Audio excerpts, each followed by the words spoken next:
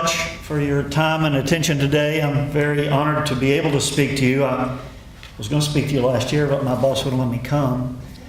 So he said I was too busy, so thank God they shifted him out. I got a new boss, and so he said okay. So I've been preparing for this for 20 years, I guess, so it'll be all jumbled, and everybody that spoke inspired me, especially Sarah, to add new little things. So thank you very much, Alex, for putting up with me and getting all this in here. I'll flub it, but you did your part. The reason I'm here today really is one reason, and that's because Sarah cares. So I'll talk more about that maybe later or forget. I have attention deficit disorder. I found out from a lady I paid $150 for 50 minutes to help me over my writer's block, and all she told me was you have attention deficit disorder. I thought I'm 59 years old, and somebody finally tells me this, and I told a friend of mine, and he said, well, we knew. So, but I digress is probably my most said phrase, and we'll see that here. But let's start rolling if you would hit the first slide. So we have an introduction, and we're going to talk about measuring emissions and common challenges and best practices and a whole bunch more. So hit the next one. So what I want to do a little bit is talk about motivations of how I got here and how Toyota got here. And I'm not speaking for Toyota. I wear a Toyota hat, but don't anybody tell anybody Toyota said this. This is all Bob. So I wanted to share a lot of what I learned and also talking to people from other automotive companies. ERA was kind enough to match me up with some folks from some other companies. Back in the day when Sarah and I started about 9 or 10 years ago, I was then brought forward as, hey, Bob, there's a call. Do you mind taking from Volkswagen and tell them your experience? I didn't at all. I told them what I thought about ERA. Volkswagen got the system. I got a call from BMW and so on, the shipbuilder and the petroleum people. And I told them not everything, but not all the bad things, but they bought the system. And they bought the system because Sarah cares. And Sarah treated the software. I'm pretty sure Gary cares too, but I never heard about Gary. I didn't know that Gary did anything besides carry her coat, I swear. I was so glad to hear his presentation. He did something. But Sarah cared about the software, and every time I complained about something, she cared about taking care of it. Our previous vendor said, the first one for the 800 grand, in our first meeting, we talked about needing not just the SDS and our environmental data sheet, but an altered SDS because we might find a factor that's better than the factor that's on the SDS. And Dewart Headley said, we're not going to change our software just for Toyota. And I looked over at the manager, and both of us made eye contact and thought, we're doomed. And 2 years later, we said goodbye. So the second vendor would only charge us $4,000 or $5,000 for making a change to a report. The stuff you saw that Nikita just showed you, good gosh, Toyota couldn't afford to make all the changes we wanted to make at that rate. So on to what happened next. So please hit the next slide. And the goal simply is to share with you some of the things that went right and some of the things that went wrong. I thought the title of the speech should be, bricks in the head that fell on Bob in his once promising environmental career. I started with Toyota fixing computers in 1992 as a contractor. That's a weird story too, because the guy that was the headhunter took everything that Toyota wanted, listed all these software programs and things, and said, we need somebody who can do this, and they erased the first part. I said, Bob is proficient in. I didn't know any of that software, any of that stuff. I had a little programming company for 1 year, but I didn't know how to fix any of that stuff. And so I looked at that right before the interview, and I thought, well, if I tell these guys this, they're going to throw me out of here.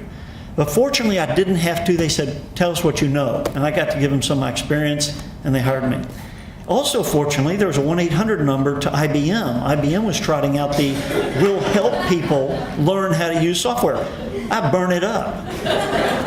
And a fellow that became our vice president at the time was a manager, and he said, I see the person using the helpline the most is you, Bob. But by then I had become known as Computer Bob. I answered my phone. IBM, when I sold for them, taught me to care about the customer. And I would run to some of the desks to get there, and I fixed their computers. And then they were going to fire me because they were consolidating all of our computer stuff into one vendor. And that vendor said, hey, we'll pay you this, Bob. And I said, well, that's not enough. See you later. I ran around saying goodbye to everybody. And I got to environmental, and I said goodbye, and a lady there said, well, Bob, I want to be in facilities. If you take my job, I can go to facilities where I was a co-op. Fine, I need a paycheck. So all at once I'm in environmental, working on their computers. And then one day, the fellow who's now president of TMMK said, Bob will be bored with the computer work. Little did he know. Let's give him something environmental to do. So one day, one ugly, dark, rainy day, I think, they said, Bob, you're going to do the SARA report. I didn't know what that meant. I found out later that nobody in environmental likes the SARA report. It was the worst thing you could be given. So that's how my environmental career began. So on to the next one. So data strategy for environmental sustainability. Obviously everybody knows all this. We got to measure stuff. That's what we're about in environmental. We're measuring it, and everybody's heard data alone is no good. It's got to become information, and you've got to manage that information to succeed. So next, please. And obviously everybody knows this too, pollution, wastewater, hazardous waste. There's lots of stuff to measure in environmental. Next, please. So the fundamental function, as I got taught when I started programming, of a computer is to store data. You got to input it and output it, and things happen in the middle with the data that you tell it. It's not a calculator, I keep telling people at work. It's a computer. We can do these things.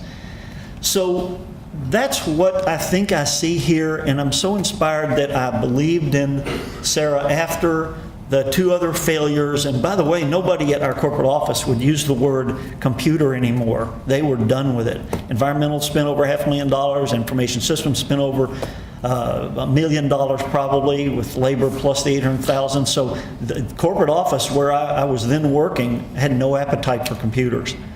But along came Sarah's salesman. He calls me up. You want to talk about computers? No.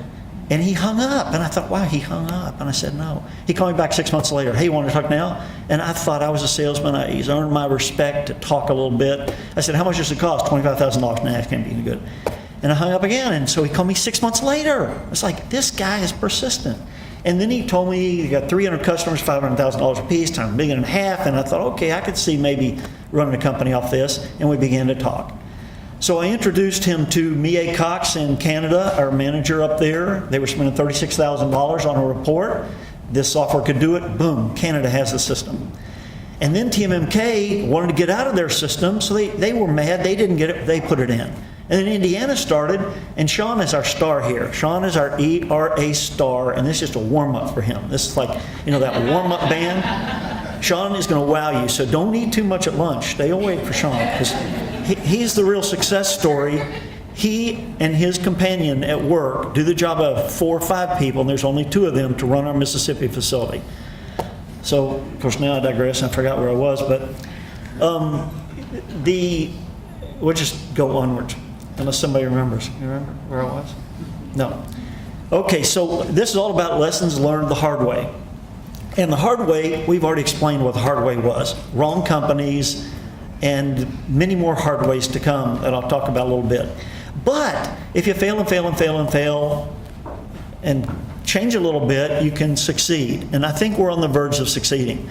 The reason I said my talk could be about failure is because out of the 8 facilities, I remember where I was, we went to Indiana. Indiana put the system in with Sean. And then Texas had a crisis, and they put the system in. Sarah came down, and in June, saved them with their TRI reporting, and then they put the system in. Indiana said, we want the system, and then they put it in.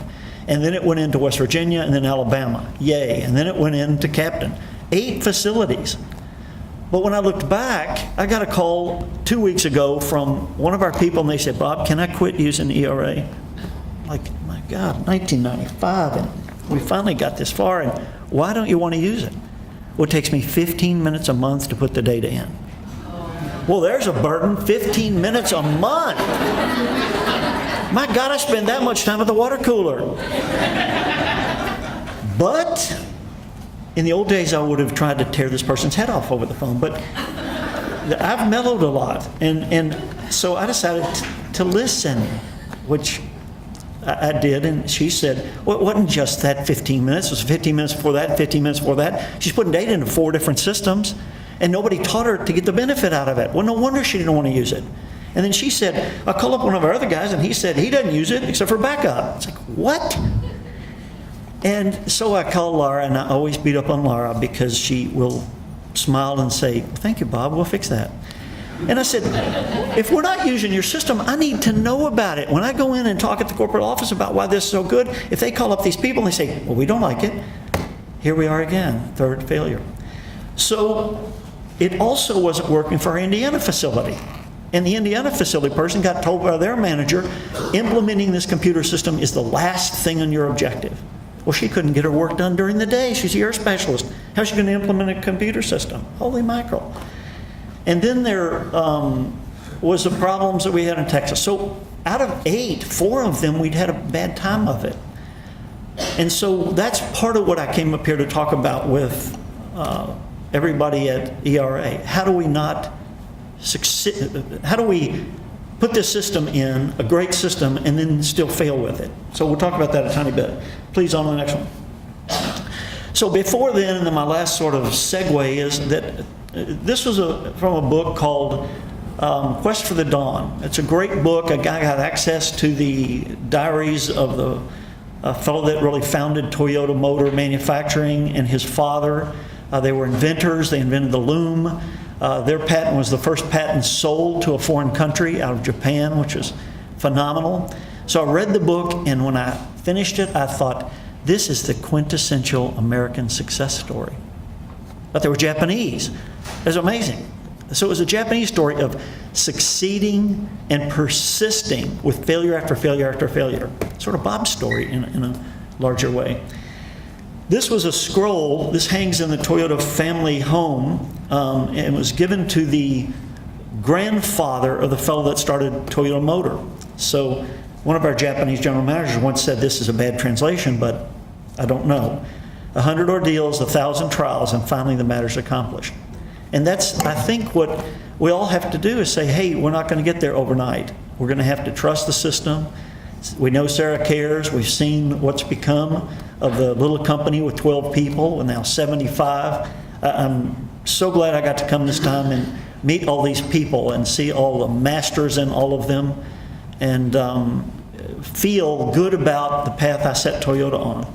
So next slide, please. So this is a bit about the Quest for the Dawn. If you want to know about it, I'll be happy to tell you. Next.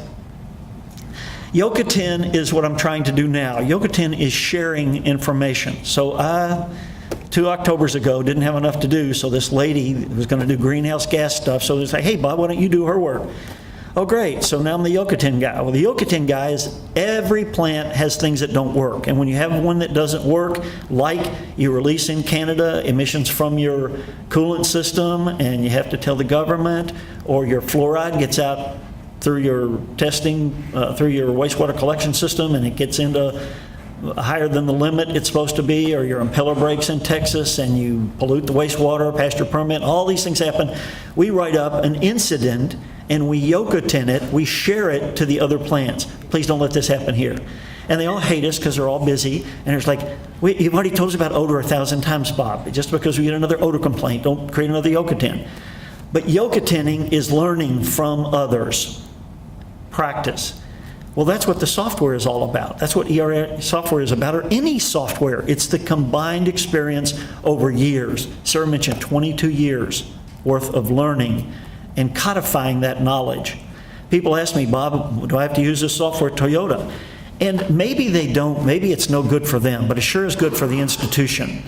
And for the manager class, we had a fellow walk out of our Texas facility, and he was a little bitter because he didn't get promoted, and he didn't leave a lot of instructions left behind. And some of the worksheets he left behind, people couldn't read. Our ERA guy, I don't know what this means. And so then, of course, the organization's in trouble. So one of the greatest things about ERA or any computer system is codifying the knowledge of the individuals that work there, so somebody can come in and stack the log pile high. I thought that was going to be a story about a disaster, somebody getting rolled over by the logs, but leaving things better than you left them. That's part of what using a computer system can be. So, next please. Yokoten is fundamental at Toyota, and other things are fundamental at Toyota, such as visual control. Visual control to Toyota means create a chart so somebody can see what the situation is in an instant. They don't have to read through lots of pages. Our plant manager back years ago, love him, he was supposed to look through a whole stack of things, key performance indicators about the run rate of all the shops, about the labor cost of all the shops, about the defect rate. Well, he didn't like reading all those documents.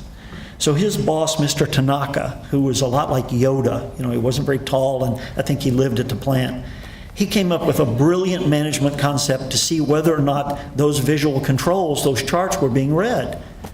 He asked Mike to put either a smiley face, a frowny face, or a neutral face on each of the charts. Wow. Now what if Mike decides, I'm just going to pencil whip this and draw some faces, and he draws the wrong one? Mike-san, wonder why a profit going down use smiley face?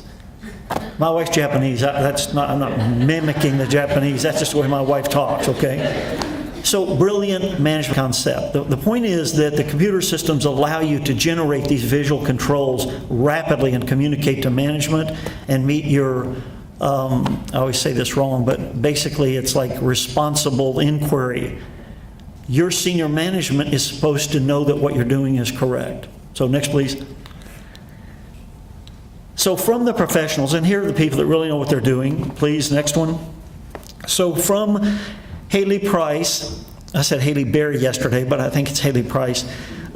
She is an environmental person at BMW. We all got on the phone together, and she said we have a really small team. That's what Sean's going to talk about, how the software has empowered him to get a lot of amplification in his work because they don't have many people at an assembly facility. We must keep up with expansion and not have to develop our system. Our plants are expanding, lots of plants are expanding and changing all the time. It's very difficult if the system won't expand and move along with you. Next contribution, please. This one's from Honda. Maureen said, our group is small, we just heard that, and recently downsized, more work for everybody. We're kind of scrambling. Reporting was becoming more and more overwhelming. Now, of course, the reason that I'm talking to these people is because they're using ERA. These weren't random samples about computer systems. My accuracy was slipping. Uh-oh. What happens when your accuracy slips? You misreport. And guess what? Every now and then the EPA folks come and visit you. And sometimes they just visit you because they're in the city and they got a little extra time and they decide, I've never been to an automotive facility. Why don't I go to this Toyota facility? And then they find out we can't share with them all of our records because they're not in shape, and they think, oh, this doesn't look so good. And then the compliance people send us a letter, and Bob gets a call on February 5th and says, Bob, a compliance letter has been received. And Bob works from February 5th to June 25th, trying to go back through 10 years worth of records and figure out what we should have reported. Well, if all this stuff had been in the ERA computer system, Bob would have hit a couple of buttons and everything's right. Or maybe we would have gotten it right the first time. Next. Before we got a consolidated system, is that good English? Anyway, we spent half our time on QA and correcting errors. Correcting errors, huge part of our work. Our IS group has developed an in-house system that worked well but was aging. It needed upkeep, which they couldn't provide because we were increasing production. So you can learn to be a computer programmer on your own. We have some of them. I used to be one. You can go out and get IS, maybe, to pay attention to you. They didn't want to, except for that first go-around with us, because they've got to keep the plant running. They got to pay everybody. They got to get everybody paid for the things that we buy. So at Nissan, IS had come in and written them a system. Of course, environmental stuff changed. They needed to change their system because of changes in the plant, and IS was too busy to come back and fix it for them. So just going with the in-house IS group isn't always a solution either. Next, please. And then David Steedley, one of my heroes at Toyota, we need a system that manages the data and calculations for us so we can spend more time doing meaningful work, not manipulating data and fixing errors. Dave's now the AM there. I've known Dave for 20 years. He's one of the calmest, most pacific people I've ever met, and Christ's all around. And Dave is just, he's a wonderful human being. Thank you for that, Dave. Next. And Maureen added, the objective of our system is time savings, accuracy, and succession planning. Hello, succession planning. When our guy left in Texas and didn't leave anything behind, nobody thought about the person stepping into that job. How are they going to do what needs to be done? Well, one of the things about a computer system is you've structured your data, you've structured your reporting, and Laura can run the report from Canada if she has to, and she will, trust me. On a day she went to a wedding, she's helping us on July 1st to get our TRI in. Bob, why did you wait till July 1st? Isn't that the last day? Well, I used to do all-nighters every time I had to do the TRI, and thank goodness 1998 was my last turn at it.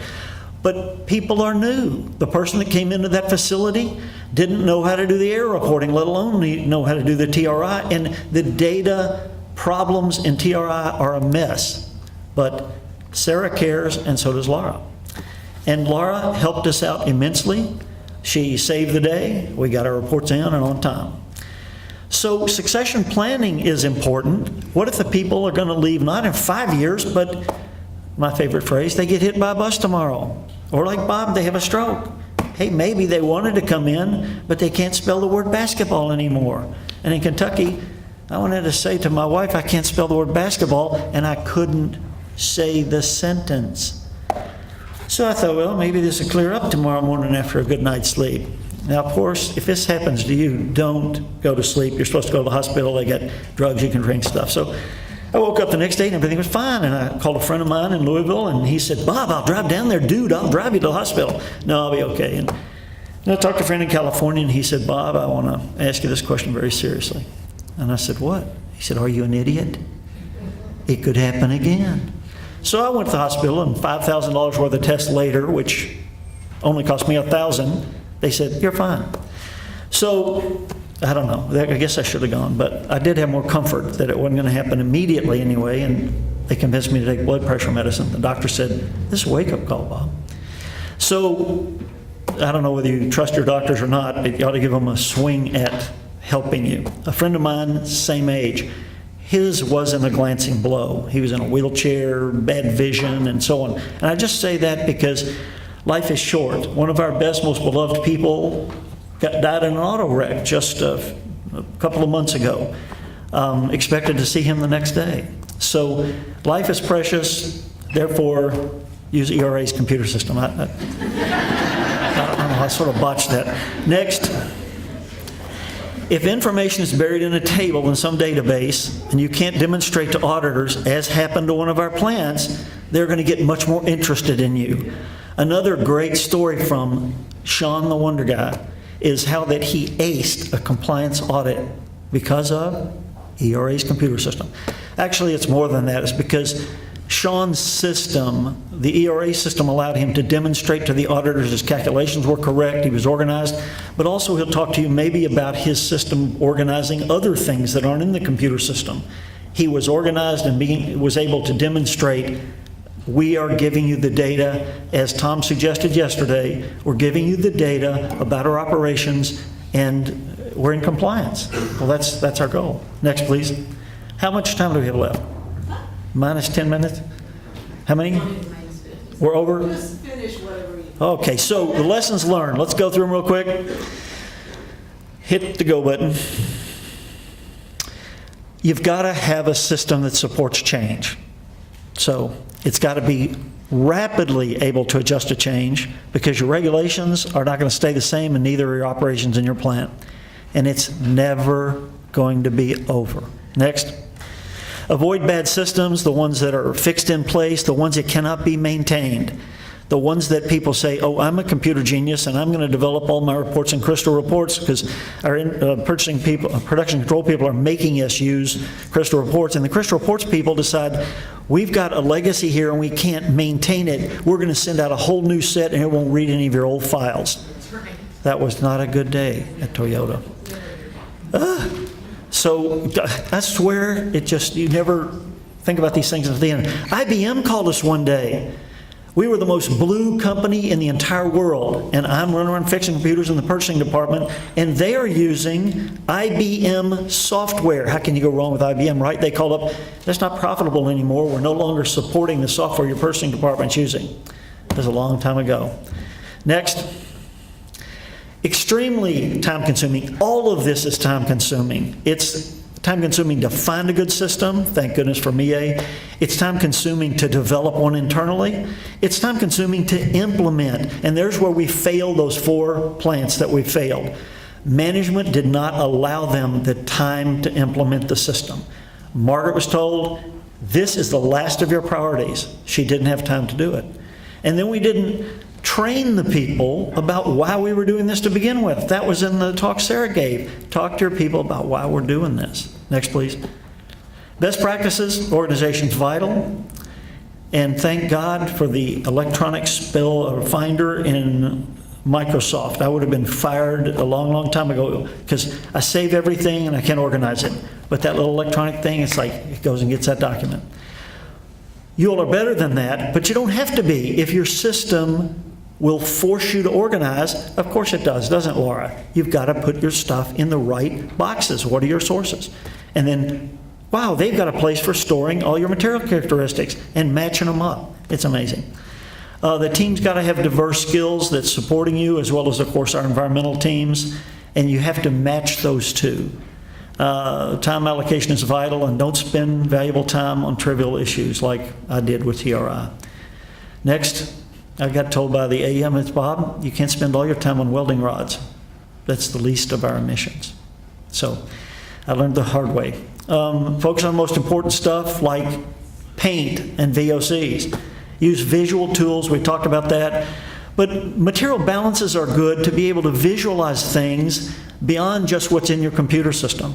And then the best thing of all is, what improvements do we need for next year? And again, Sarah cares and listens. Laura cares and listens. Hannah cares and listens. And Sean, could you bring me up that FedEx envelope and I'll close? One more slide, please, maybe. So you don't think bad about Nietzsche, because he was whacking around the Stoics, and the environmentalists maybe. This is my favorite Nietzsche. From the sun I learned this: when he goes down over rich, he pours gold into the sea out of inexhaustible riches, so that even the poorest fisherman still rows with golden oars. For this I once saw, and I did not tire of my tears as I watched it. Bob choked up and didn't tire of his tears. Laura, would you and Hannah come up? I have a presentation for you. They put up with a lot from Bob. One day, Sarah called me on the way back from the last conference. I'm taking Hannah off the Toyota team because you're so mean to her. It's like, mean to her? And I read this at 6 in the morning. I'm like, and the old Bob would have ripped into her. But no, I just know that's not what I said. I said this. But thank you both for helping me be right about ERA. You guys are the best. I asked Laura to send me back one of the few remaining copies of a book I wrote, The Delicious Adventures of Chili Wonton Willie. I've been waiting for my friend in California to publish this for 10 years, and I finally gave up on him after Frank died. I thought, Bob, you're not getting any younger. So this is a $40 copy that we paid to print. And I'm going to give this to you two to share. I've asked 4 more to be printed, so you each have one. But thank you, Laura, for being so generous. And thank you for telling me you were displeased when she sent it back to me. So thank the both of you. Thank you so much, Bob. And thank you, Sarah.